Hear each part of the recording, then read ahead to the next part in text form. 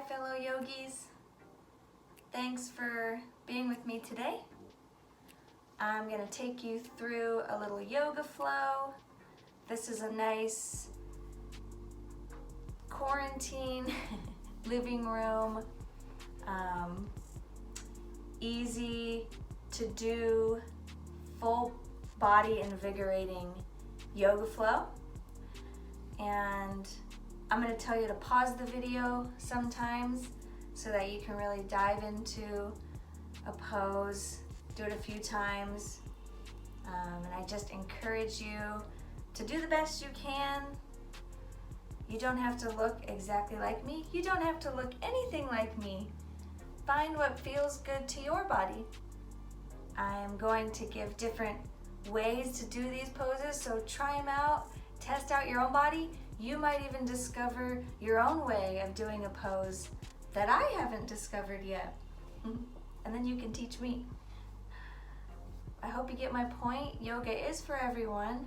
I'm going to do my best to try and guide everyone who's watching this video with your unique body to do these poses.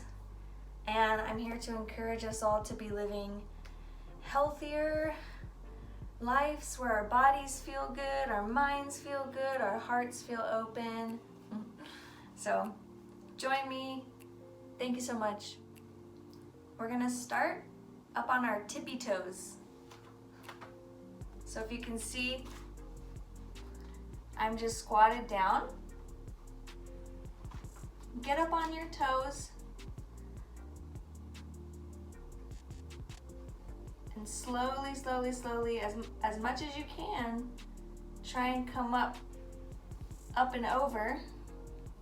Just trying to show you here. Keep yourself stable. If you need some blocks here, that can be helpful. I'm just trying to show you my feet here. So I'm really trying to get over my toes here. I'm gonna untuck my little pinky toe out. Mine tend to curl in. So you're really getting a nice grip on the mat with your toes here.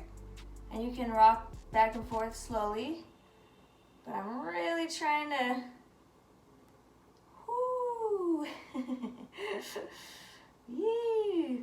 Sometimes we don't realize how much our little feet and toes need this stretch. I'll show you from this angle. Got my toes. Keep stretching. If you need to rest and come down, that's fine. And then just come back up. Woo. Again, if you need some yoga blocks here, if that makes it easier, all of our arms are different lengths. So this is just easy for me to do it on the ground, or if you need to be by a table, your couch, anything, the wall. Could be holding onto the wall here for balance. It's a nice way to wake our toes up. So now, however you're comfortable, seated, I'm gonna sit back on my heels, but whatever's comfortable for you. I'm gonna stretch our fingers out now. So first, just gonna have you really aggressively just bend and straighten all of your fingers here with me. Now we're gonna place our palms on the mat and then kind of just inching our hands forward like that Addams Family creature. Doesn't that feel nice? And really get your weight into those hands. Like you're weightlifting for your fingers. Now, we're gonna have our palms flat on the ground. Kind of suction cup your center of your hand up, if you can see kind of what I'm doing there. It's good for our wrists. Good to prevent carpal tunnel. I'm just rocking, you don't have to rock. I'm a dancer at heart. I always find myself moving and grooving with yoga, which is totally fine. If you like that, do it. All right, now shake our hands out. I like to describe this as doing like the splits with our fingers. So on your floor, on your mat, we're just gonna start with our thumb and index finger and really stretch that little flap of skin between our little webbing. Get a good stretch there. You can change angles. And then I'm gonna put my index finger forward. Ooh, my middle finger. Ah, ring finger. Oh, ooh. And pinky finger. Yeah. Go ahead and we're gonna come forward and give our wrists a little massage here. Be gentle. Ooh. We'll take our palms and put them flat on the ground and let's rock back and forth. I'll face you. Just really trying to feel like you're almost lifting yourself up off the ground. This is strengthening more than just our wrists and hands. And get a nice full-handed grip on the ground while you do this. If you're feeling strong, move along with me, but if this feels nice, so I'm trying to kind of lift myself up and let some weight be on my arms here as I rock back and forth. If that feels good enough, stay there, but I'm actually gonna bring my legs out here, get that same grip on the ground, lift myself up. I'm gonna rock back and forth. Keeping even weight distribution on both hands. So paying mind not to be putting all of our weight on the outside or the inside. And you'll notice, and you can just adjust. Let's try it again. Feel free to rest, take breaks.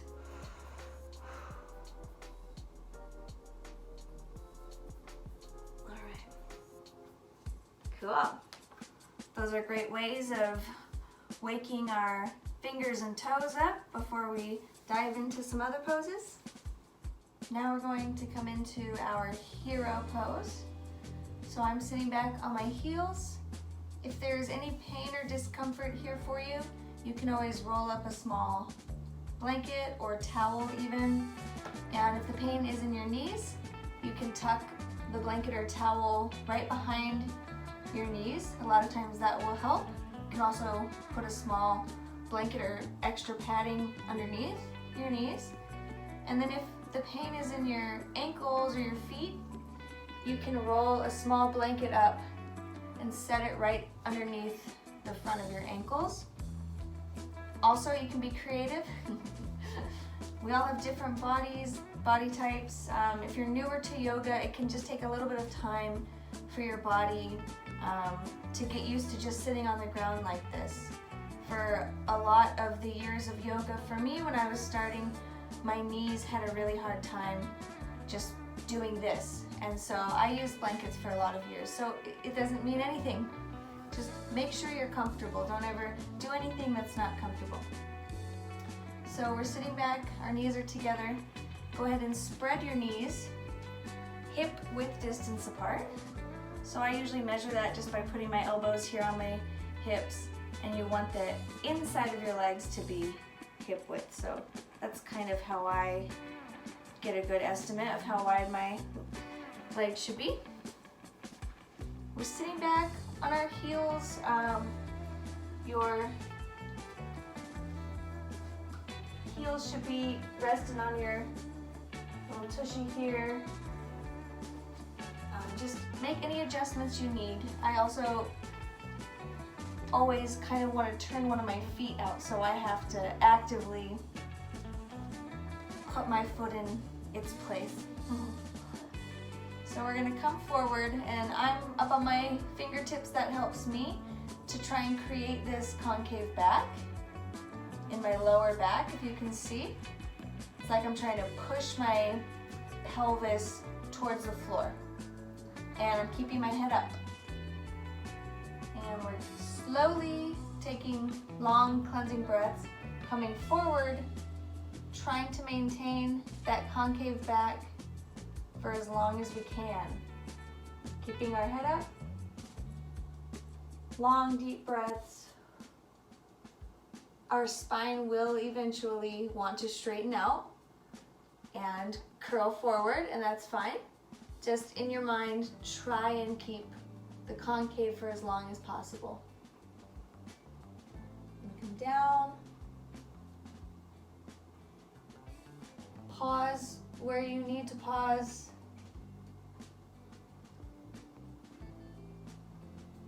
It's no competition.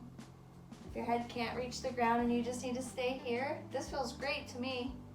I don't need to go all the way down. If you can go all the way down, place your forehead on the ground, but make sure you're not just resting your arms. Either I like to be up on my fingertips, that helps me keep my arms straight and activated, but you can have your palms on the ground. And if it's very easy for you to get your forehead to the ground, see if you can touch your chin to the ground.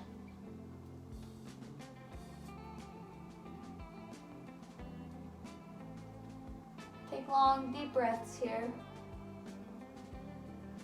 If you find that your tushy has moved away from your feet, go ahead and just back up a little bit. Try and get that contact made again. And see if you can slowly come back down, but trying to keep your tushy down. No big deal if it wants to come up or does come up. We're just mindfully knowing that that's the direction we want this pose to go. And I guarantee if you did this pose every morning, you would be very surprised 1 week from then how much easier it is.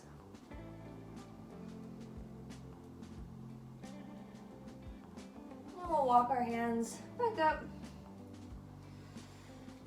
I recommend hitting pause, taking your time, and doing this 1 or 2 more times, depending on how much time you have.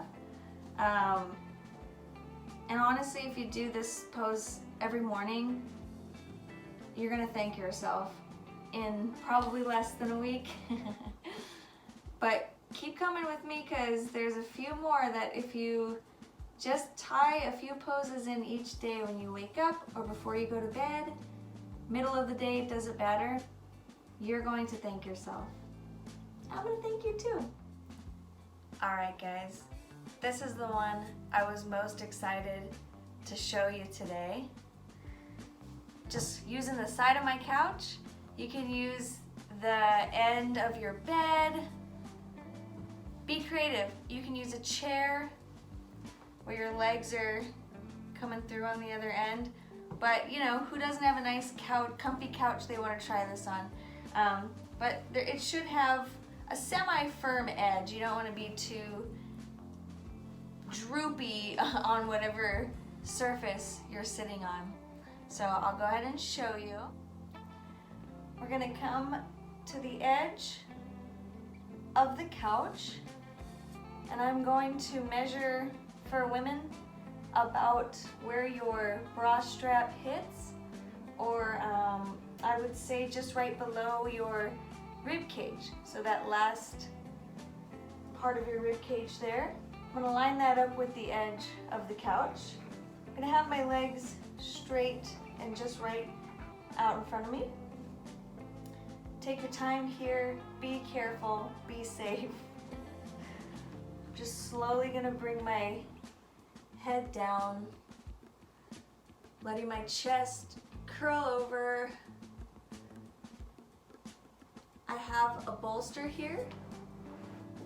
Be mindful that you can get really dizzy when you go upside down like this, so a bolster is helpful for some people to rest so their head isn't just free hanging.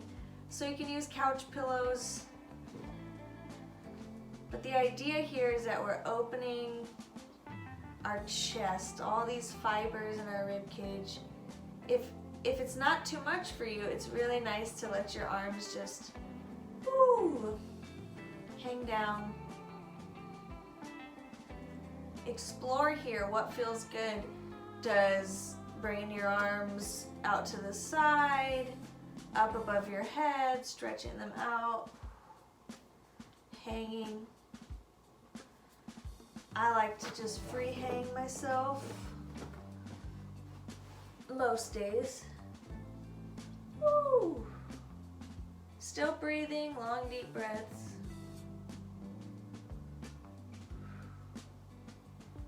If you're hanging your arms, be sure to change the cross of your arms.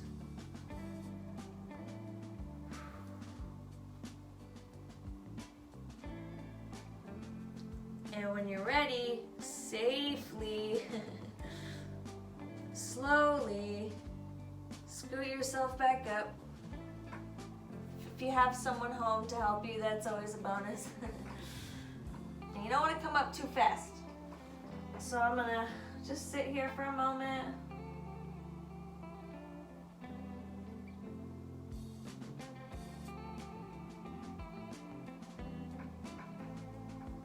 Come over to the side.